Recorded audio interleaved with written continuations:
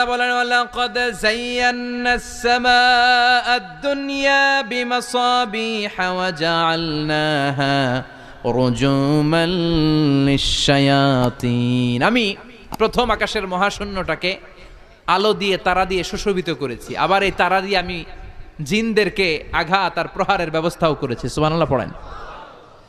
অনেক লম্বা কথা, আমি সংক্ষেপে মেসেজগুলো আপনাদের কাছে পৌঁছে দিই। আল্লাহ বলেন, আমি প্রথম আকাশের মহাশূন্যটাকে তারা দিয়ে সাজিয়েছি। I have beautified the closure sky with light, candle and stars. মাথা উপরের দিকে তুললে আমরা যেটা দেখি এটা কি? আসলে এটা আকাশ না, এটা মহাশূন্য। এটা কি? আকাশ অনেক উপরে, আমরা খালি চোখে যা দেখি এটা প্রথম আকাশের মহাশূন্য। এই প্রথম আকাশের মহাশূন্যের অনেক উপরে প্রথম আকাশ, তারপরে দ্বিতীয় আকাশের মহাশূন্য, তারপরে দ্বিতীয় আকাশ, তারপরে তৃতীয় আকাশের মহাশূন্য, তারপরে তৃতীয় আকাশ। একটার চেয়ে আরেকটা বড়। সুবহানাল্লাহ পড়েন। কত বড়? আপনার এই হাতের আংটিটা, সাহারা মরুভূমির নাম শুনছেন? পৃথিবীর সবচেয়ে ছোট মরুভূমি, তাই না? তাইলে বড়। এই বিশাল সাহারা মরুভূমিতে যদি আপনার এই হাতের আংটিটা আপনি ছুঁড়ে ফেলে দেন, এই সাহারা মরুভূমির তুলনায় আপনার আংটি যত ছোট, আল্লাহর দ্বিতীয় আকাশের তুলনায় আল্লাহর প্রথম আকাশটা ঠিক তত ছোট। একটার চেয়ে একটা বড়, একটার চেয়ে একটা বড়। আর আমরা মনে করি কত বিশাল জায়গা নিয়ে আমরা বসে আছি। এই যে দেবিদ্বার প্রপারের আজকের এই প্যান্ডেলের এই পরিবেশটা অনেক বড় মনে হচ্ছে না তাকালে? পুরো দেবিদ্বারের তুলনায় এই প্যান্ডেলটা কত ছোট কল্পনা করা যায়? দেবিদ্বার হচ্ছে কুমিল্লার 16টা থানার একটা, তাই না? থানা।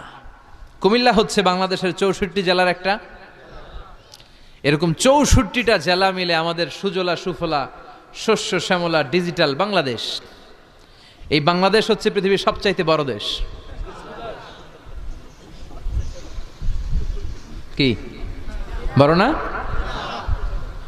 কত ছোট জানেন? মানচিত্রের মধ্যে বাংলাদেশ এটা লেখার জায়গা পাওয়া যায় না। বাংলা BANG পরে ইন্ডিয়ার উপরে, মাঝখানে LA পরে বাংলাদেশের উপরে, আবার DESH পরে আবার ইন্ডিয়ার উপরে। বাংলাদেশ কথাটা লেখার জায়গাও বাংলাদেশের উপরে নাই। কত ছোট! পাশের ইন্ডিয়ায় 25 গুণ বড়, Canada, United states of America প্রায় 100 গুণ বড়, রাশিয়া নামে একটা দেশ আছে প্রায় কয়েকশো গুণ বড়। এরকম 200টা দেশ মিলে আমাদের এই পৃথিবী। এই 200টা দেশ মিলে পৃথিবীর মাত্র 30 ভাগ, বাকি 70 ভাগ হচ্ছে শুধু পানি। সুবহানাল্লাহ কবেন না? তাহলে পুরো পৃথিবীর তুলনায় দেবিদ্বারের এই প্যান্ডেলটা কত ছোট, কত ক্ষুদ্র আমি, কত তুচ্ছ আমি, কত নগণ্য আমি, চিন্তা করতে পারেন? আচ্ছা, এত বড় মনে হইল এই পৃথিবীটা, এই পৃথিবীটাকে এত বড় মনে হচ্ছে আমাদের, কিন্তু এই যে দ্বীপ্রহরের জলজলে সূর্যটা দেখা যায়, এই সূর্যটা এই বিশাল পৃথিবীর চেয়ে 13 লক্ষ গুণ বড়। 9 কোটি 30 লক্ষ মাইল দূরে 8 মিনিট 18 সেকেন্ড সময় নিয়ে আলোটা আসে। তাহলে এতক্ষণকার আলোচনা পর্যন্ত মনে হচ্ছে সূর্যই মনে হয় অনেক বড়। সূর্য হচ্ছে একটা স্টার, তারা। সূর্যের পরে পৃথিবীর সবচেয়ে কাছের তারার নাম প্রক্সিমা সেন্ট্রাই, তারপরে একটা Alpha Centauri A, Alpha Centauri B, যেতে যেতে ইটা ক্যারিনা, ব্যাটেলজিউস, এরকম অনেকগুলো আছে, আপনারা গুগল করলে পাবেন এগুলো।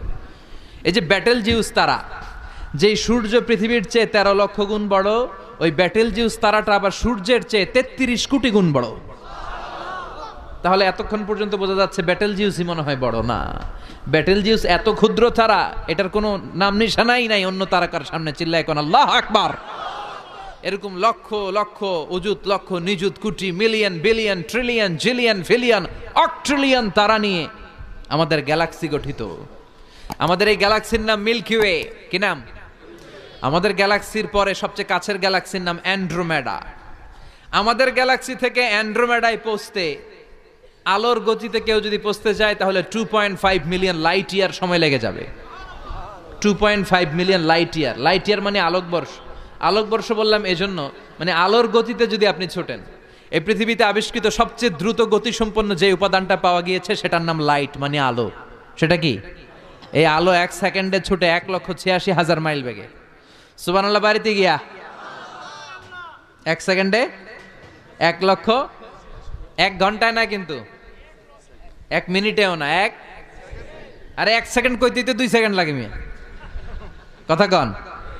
সেই 1 সেকেন্ডে নাকি আলো ছুটলে 1,86,000 মাইল চলে যায়। তো আলোর গতিতে গতিসম্পন্ন কোনো রকেট, যেই রকেট আলোর গতিতে ছুটবে, এরকম কোনো রকেট যদি আপনারা বানাতে পারেন, তাহলে আমাদের গ্যালাক্সি থেকে, আমাদের মিল্কি ওয়ে থেকে আমাদের সবচেয়ে কাছের গ্যালাক্সি অ্যান্ড্রোমেডাতে পৌঁছতে আপনার 25 লক্ষ বছর লেগে যাবে। চিল্লায় পড়েন না আল্লাহু আকবার। এই প্রথম আকাশের মহাশূন্যটাকে এরকম তারা দিয়ে সুশোভিত করে দিয়েছে কে? রাতের বেলা তারার মেলা যদি আপনি তাকান অবাক হবেন। এখন তো তারার সৌন্দর্য দেখা যায় না লাইটিং ফাইটিং এর কারণে। আগে যখন গ্রামে আসতাম দেখতাম কি সুন্দর তারা, সুন্দর সুন্দর তারা আছে। সবচেয়ে উজ্জ্বল একটা তারা আছে, এটার নাম ধ্রুব তারা। কি তারা? ধ্রুব তারা। একটা আছে শুকতারা। 60টা তারার একটা চ্যানেল আছে, এটার বলে সপ্তর্ষি মণ্ডল। অনেকে রাতের তারাটারা চিনে না। আগের নাবিকরা আকাশের তারা দেখে পথ চলতো। সুবহানাল্লাহ পড়েন। এই তারকারাজি দিয়ে প্রথম আকাশের মহাশূন্যটাকে সাজিয়ে দিয়েছে কে? এরপরে সূরার প্রথম রুকুর শেষে আল্লাহ বললেন ওয়াসিররু قولكم أو اجهروا به إنه عليم بذات الصدور ألا يعلم من خلق وهو اللطيف الخبير। আল্লাহ বলেন তুমি গোপনে কিছু বলো কিংবা প্রকাশ্যে বলো, তুমি যাই বলো না কেন কথাগুলো শোনে কে? আপনি আওয়াজ করে, এই যে আওয়াজ করে আমরা কথা বলতেছি, শুনে কে? আওয়াজ বন্ধ করে মনে মনে ভাবতেছি, ওইটা মনে আল্লাহ শোনে না? কথা বলেন। 7 আকাশের উপরে আল্লাহর আরশ, ওই আরশের উপরে আল্লাহর অবস্থান। 7 জমিনের নিচেও যদি কোনো পিঁপড়া নীরবে নিঃশব্দে হেঁটে যায়, আল্লাহ বলে এত উপর থেকে আমি ওই পিঁপড়ার হেঁটে চলার পায়ের আওয়াজটাও শুনতে পাই। কেউ যেটা শোনে না, শোনে কে? এরপরে আল্লাহ বললেন হুয়াল্লাযী জাআলা লাকুমুল আরদা যালুলান ফামশু ফি মানাকিবিহা ওয়া কুলু মির রিজকি ওয়া ইলাইহিন নুশুর। আল্লাহ বললেন তিনি এমন সত্তা যিনি তোমাদের জন্য জমিনটারে সমতল বানিয়ে দিয়েছেন। জমিনের যেখান দিয়ে প্রয়োজন হেঁটে যাও আর রিজিক তালাশ করো, কিন্তু সবশেষে তার দিকে ফিরে যেতে হবে, ঠিক কি না? জমিনটারে সমতল করলো কে? আজকের এই প্যান্ডেলটা সমতল না? কথা কন না উঁচা নিচা? আজকে এদিকে যদি উঁচা হইতো, এদিকে নিচা, এদিকে খাদ, এদিকে গর্ত, এদিকে আবার উঁচা, বসতে পারতেন? কি সমতল! বিমান থেকে নিচের দিকে তাকালে এটা ভালো টের পাওয়া যায়, মনে হয় সবুজ কার্পেটিং করা। এটা একটা কার্পেট, এটা একটা কার্পেট, কার্পেট কার্পেট, পুরো বাংলাদেশটা মনে হয় যেন আল্লাহ তাআলা সবুজ কার্পেট দিয়ে ডেকোরেশন করে রেখেছে। আল্লাহ বলে সবুজ কার্পেট দিয়ে ডেকোরেশন করেছি দেখে ভেবে নিও না তোমরা বেঁচে গেছো। নাফরমানি আর গাদ্দারি করলে সবুজ কার্পেটের ভিতরেও আগুন আছে না নাই? কি মেকানিজম! উপরে কার্পেট, নিচে আগুন। কার্পেটের নিচে কি? আল্লাহ কোরআনে কসম কেটেছেন ওয়াল বাহরিল মাসজুদ, ফুটন্ত সাগরের পানির কসম।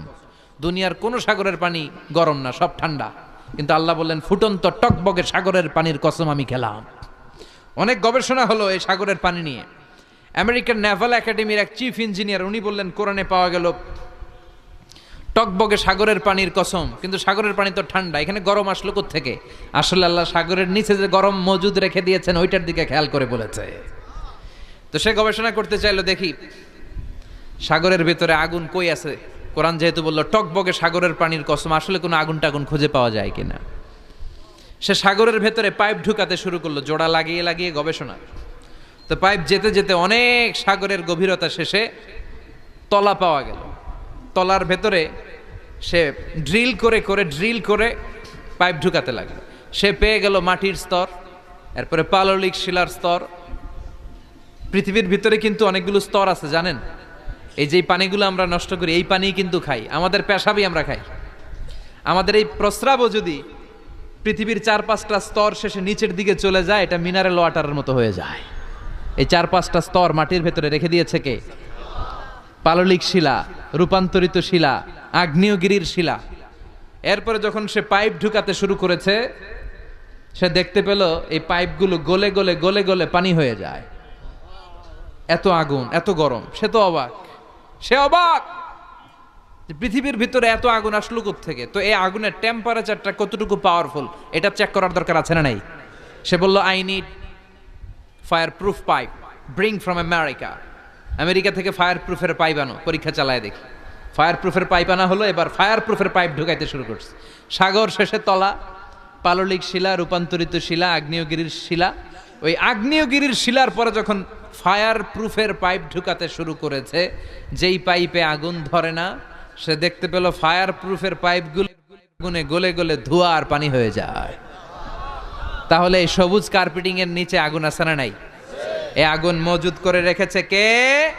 সে আল্লাহ বললেন আমিনতুম মান ফিস সামাই আন ইয়াখসিফা বিকুমুল আরদা ফাইযা হিয়া তামুর। তোমরা কি ভেবেছো নাকি সবুজ কার্পেটের উপরে আনন্দে নাচানাচি করবা, আনন্দে লাফালাফি করবা, কিন্তু এই জামিনটারে মুহূর্তের মধ্যে দোলা দিয়ে দিতে পারে কে? খাসাফ মানে হচ্ছে ল্যান্ডস্লাইড, মুহূর্তে ভূমিটা কেঁপে যেতে পারে, পুরো পৃথিবীটা ফাইদা হিয়া তামুর কেঁপে উঠবে, ট্রেম্বলিং ভাইব্রেশন শুরু হয়ে যাবে, পুরো পৃথিবীটার কাঁপাকাঁপির চোটে তোমরা এটার উপর দাঁড়িয়েও থাকতে পারবে না। তার মানে নিচে, এই পৃথিবীর নিচে আযাব আর গজব আগুন মজুদ করে রেখেছে কে? আবার আল্লাহ বলল উপরের দিকে তাকাও, দেখবা মেঘমালায়, মেঘমালার উপরও আমি আল্লাহর আযাব আছে না নাই?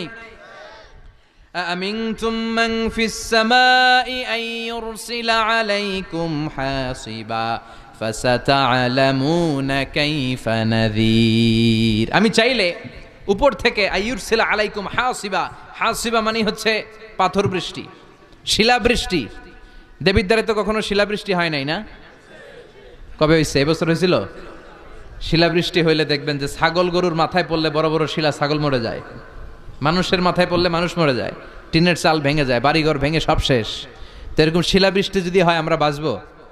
অ্যাসিড বৃষ্টি হলে, উল্কা বৃষ্টি হলে, উল্কা বৃষ্টি, পৃথিবীর সবচাইতে বড় সাইজের উল্কাটা পড়েছিল দক্ষিণ আফ্রিকার হোবা সিটিতে। ওটার ওজন ছিল 60 মেট্রিক টন। কয় মেট্রিক টন? কথা কন। আজকে এই প্যান্ডেলের উপরে যদি একটা পড়ে, দেবিদ্বার থানার উপরে যদি পড়ে, পুলিশ ফাঁড়ির উপরে যদি পড়ে, বঙ্গভবনের উপরে যদি পড়ে, ক্যান্টনমেন্টের উপরে যদি পড়ে, বাঁচাবে কে? Donald Trump. চিল্লায় বলেন বাঁচাবে কে? তার মানে উপরেও আযাব, নিচেও আযাব, যে কোনো মুহূর্তে এই আযাব দিয়ে আমাদেরকে শেষ করে দিতে পারে কে? লূত আলাইহিস সালামের কওমের একটা বদ খাসলাত ছিল হোমোসেক্সুয়ালিটি, সমকামিতা। আল্লাহ শাস্তি হিসেবে পুরো জমিনটারে উল্টিয়ে দিলেন। ফাজআলনা আলিয়াহা সাফিলাহা, আল্লাহ উল্টায়া ছেড়ে দিলেন, সব শেষ। ওইখানে এখন ডেড সি, আল বাহরুল মাইয়িত, মৃত সাগর, গজবের জায়গা। এই সাগরে কোনো কাঁকড়া নাই, চিংড়ি মাছ নাই, ব্যাং নাই, শ্যাওলা নাই, মাছ নাই, কিচ্ছু নাই। এরকম মুহূর্তের মধ্যে আযাব আর গজব দিয়ে আমাদেরকেও শেষ করে দিতে পারে কে? শুধু বিশ্বনবীর দোয়ার বরকতে আমরা বেঁচে যাই। বিশ্বনবী দোয়াতে বলেছেন, আল্লাহ আমার আগের উম্মতদেরকে তুমি যেমনি আযাব দিয়ে গজব দিয়ে একবারে শেষ করে দিয়েছো, আমার গুনাহগার উম্মতদেরকে এইভাবে শেষ করে দিও না। বিশ্বনবীর দোয়ার বরকতে আমরা বেঁচে যাই। এরপর আল্লাহ বললেন, নাস্তিকরা কি মুক্ত বিহঙ্গের দিকে তাকায় না? বিহঙ্গ মানে পাখি, মুক্ত পাখির দিকে তাকায় না? পাখির দিকে তাকালে পাখির রব আল্লাহরে খুঁজে পাওয়া যায়, ঠিক কিনা? আওয়ালাম ইয়ারাউ ইলাত তায়রি ফাওকাহুম সাফাতিন ওয়া ইয়াকবিদনা মা ইউমসিকুহুন্না ইল্লার রাহমান ইন্নাহু বিকুল্লি শাইইন বাসীর। সুবহানাল্লাহ বলেন। পাখির দিকে নজর করলে পাখির রব আল্লাহরে খুঁজে পাওয়া যায়। আপনি পাখির দিকে তাকায় দেখেন কেমনে উড়ে, ওদেরকে শূন্যে ধরে রাখে কে? কথা বলেন না। মা ইউমসিকুহুন্না ইল্লার রাহমান, আল্লাহ ছাড়া কেউ পাখি ধরে রাখে না। এই পাখির আরবি হচ্ছে তয়ের। পাখির আরবি কি? বিমান আরবিও তয়ের। পাখি আরবি যা, বিমান আরবিও তা। এটার উপর গবেষণা করে বিমান আবিষ্কৃত হয়েছে। সুবহানাল্লাহ কইবেন না? কিন্তু আমরা করতে পারি নাই, করেছে আমেরিকান দুই ভাই। আমরা আছি ফতুয়াবাজি নিয়ে, কথা কন। আমরা আছি মারামারি নিয়ে, কার পিছনে কেমনে লেগে থাকা যায়, কারে কেমনে টাইনা নামানো যায়।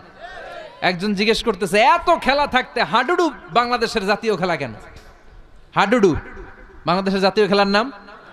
তো আরেকজন উত্তরে বলতেছে, এর কারণ বাংলাদেশে কেউ উন্নতি করবে, ভালো কাজ করবে, এটা অন্যরা সহ্য করতে পারে না। উপরে উঠতে চাইলে ওরা ঠ্যাং ধরে নামাবে। এজন্য হাডুডু খেলা এই দেশের জাতীয় খেলা। হাডুডু খেলা দেখছেন? একটা সামনে যাইতে চাইলে সবাই কাবাডি কাবাডি কাবাডি কাবাডি বইলাই ওর ঠ্যাং ধরে কি করে পিছনের দিকে নিয়ে আসে, ওরা সামনে যাইতে দিবেই না। তো এই হচ্ছে আমাদের স্বভাব। চিল্লায় বলেন ঠিক কিনা?